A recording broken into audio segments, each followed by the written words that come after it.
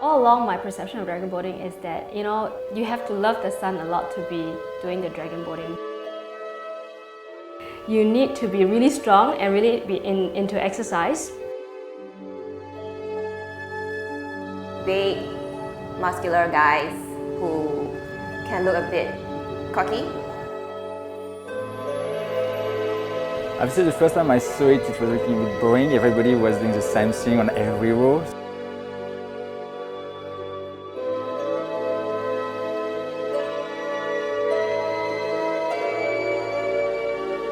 My name is Deshawn.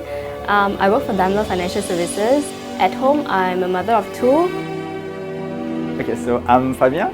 I'm French, living in Singapore, and I'm a scientist. And one of the things that I love to do as good French is eating cheese and wine. My name is Karen. I'm a pole dance instructor, and during my free time, I enjoy cooking and baking.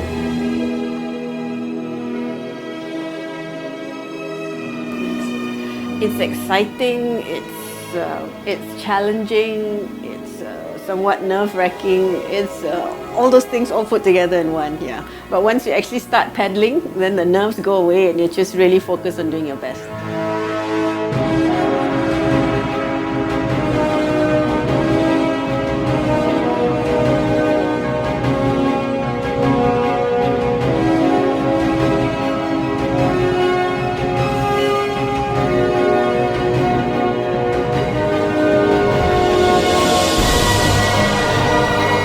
The sport of dragon boating has evolved beyond just a tradition or just a representation of one culture.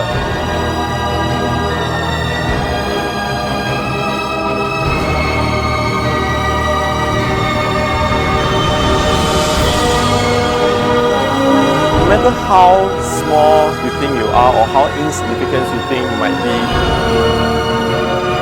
you will be able to understand that there's no one individual that can make a full difference in a team. That's when you realize that success is driven by unity.